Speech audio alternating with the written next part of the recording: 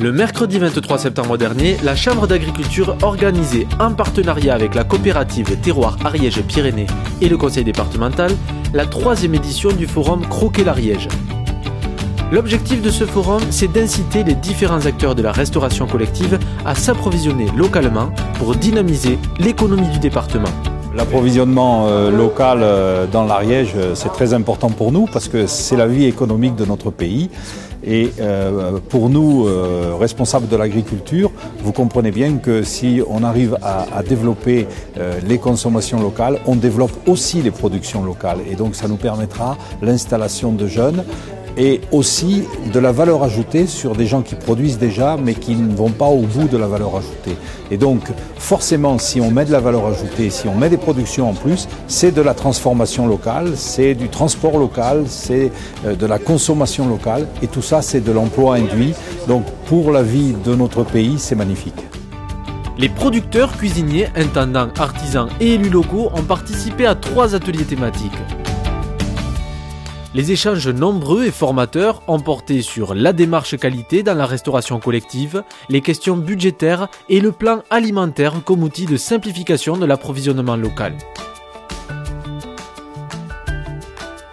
Tout au long de la matinée, Daniel Sirgan, boucher, a initié les participants à la découpe et la valorisation de la viande de très jeunes bovins en restauration collective. On retrouve le métier de cuisinier, quoi. C'est plus de la cantine, ni comme on disait avant, on retrouve notre métier. On a du plaisir à travailler produits frais. Moi, j'ai fait un choix de travailler avec les produits frais qui arrivent directement des producteurs, parce que c'est une valorisation pour nous, parce qu'on travaille carrément le produit de A à Z. Et puis ensuite, pour un rapport aux enfants, c'est une qualité qu'on ne peut pas trouver quand les produits ont traîné quelque temps dans les supermarchés. Aujourd'hui en plein essor, en particulier grâce à la création de la coopérative de distribution de produits locaux, l'approvisionnement local en Ariège doit se structurer et s'amplifier. On va dire qu'elle a 2 rôles majeurs. D'une part, faciliter l'approvisionnement au niveau de la restauration hors domicile, la RHD. Puisque jusqu'à maintenant, avant que la plateforme soit mise en place, les cuisiniers devaient appeler diverses producteurs par rapport à tous les produits différents. Or là, ils vont retrouver un seul interlocuteur.